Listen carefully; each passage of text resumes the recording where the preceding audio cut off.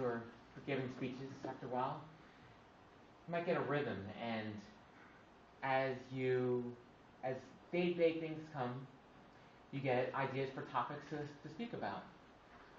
But one thing that's always a challenge is once you have those topics, whether it be an anecdote, a statistic, something that's happened to you, something you've heard, a news event, how do you translate that into an interesting topic, to a speech that will capture an audience's attention and keep it? So that's what I'm here to do today, is to tell you ways or simple technique to organize your thoughts and present your speech when delivering them. So, one anecdote. Some years ago, there at a farm expose, there was a guest speaker that was full of knowledge, rattled off all facts and figures and any ideas he could think of relating to this topic. But quite frankly, it came across as a bunch of gobbledygook. So after the speech, the president of the Farm Association came up to the gentleman and said, God dang it, that was quite a bit of information you've been giving us. But quite frankly, we like our hay baled before it's delivered to us. So what I'm trying to do today is give some tips on how to bale your hay. So first, we start with the simple formula. Tell the audience what you're going to tell them, then tell them, then tell them what you told them. Simple formula. It's simple, it's catchy, easy to remember.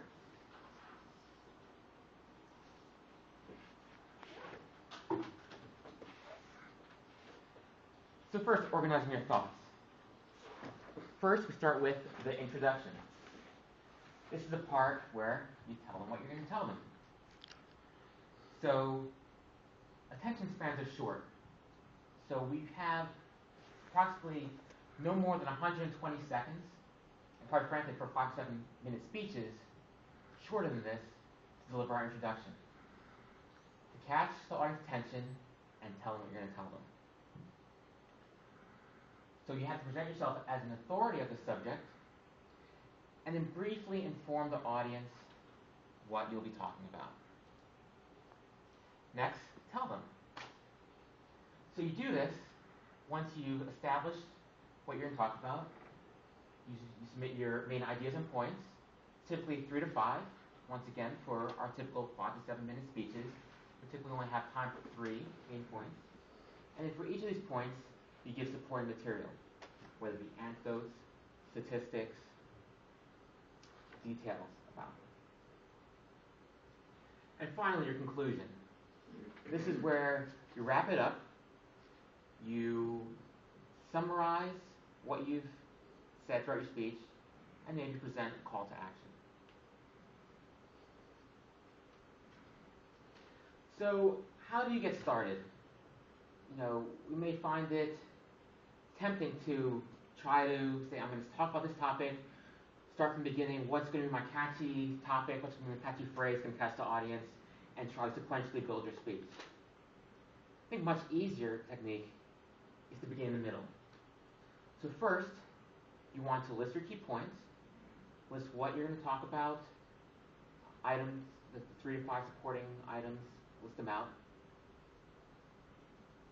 After you say the main key points you're going to talk about, put them in sequential order. How's it going to best flow to deliver this information? And then once you have them in the order that you're going to speak about, expand upon each point. Once again, anecdotes, details, statistics. And when dealing with statistics, or facts and figures, try to put it in a way, keep your audience in mind, so you keep it in a way that's easily digestible by your audience. Now once you've pretty much start in the middle, developed your body, now of these facts and figures, these details, is there anything that stood out that you could bring about in your introduction to catch the audience's attention? Maybe so. Maybe pose a question to the audience. Yes or no question, show of hands. maybe just a rhetorical question where there's no response needed at all. So these are ways to catch your audience attention, and then, of course, the listeners would appreciate it if you give them a preview of what you're going to be saying in your speech. And then lastly, develop a close. Summarize what you said, and then maybe give a call to action if that's appropriate.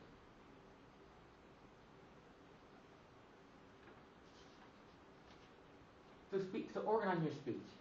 So it may be tempting to, or I guess, let me back up. That's probably the wrong way to put it. Some of us may like to use an outline approach into organizing their speech. You learn in school, Roman numerals, then go to A, then go to number one, then go to little a, and so on and so forth. But that forces you to sort of think linearly about your speech. That might be fine for some others, but as just mentioned, it's quite nice to jump in the middle of your speech. For those who don't like to think linearly, another approach, one other method you might think about using is a mind map. This is an example of a mind map here. And basically what a mind map is a diagram that organizes your random thoughts. Quite simple. So here is a mind map of the speech I'm giving right now. So the topic in the center is the main topic, organization. Some things that come out. I'll tell them about the Talbot formula. Think of an outline, then develop main points. So you see the main topic is in an oval, and then the supporting items are rectangles. So if we drill down into those supporting part of the outline, it again breaks down to small other points. You can just spew them out on paper and then just connect them, and then form a structure there. And once again, for the next main topic, the main idea is you start sort of brainstorming, creating thoughts on paper. Now, a mind map may not be as complicated as people who are not familiar deem it to be.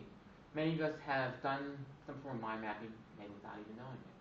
How many of us have taken notes, and you take notes, and then another topic comes up, so you write in the margin, and then you write on top of paper, and then you might draw an arrow here to there. Essentially, it's a mind map. Not as formal a way of doing it, but there's no formality in mind map at this point. So that is a way of organizing your thoughts. Ultimately, your primary goal is to get out what you're going to say and the order and sequence that you're saying. That's what our main goal is. So in summary, what we present today is a way to avoid presenting gobbledygook. And to have a compelling story, compelling argument, compelling topic, and organize in a way that not only captures your audience's attention, but keeps it. So hopefully, little advice I've given today will help you incorporate it into your speeches and give stellar speeches throughout. As you see in your manual, it's a very important topic. In your manuals, it's speech number 2, and it's a reiteration of that, so please incorporate this into your speeches moving forward. Thank you.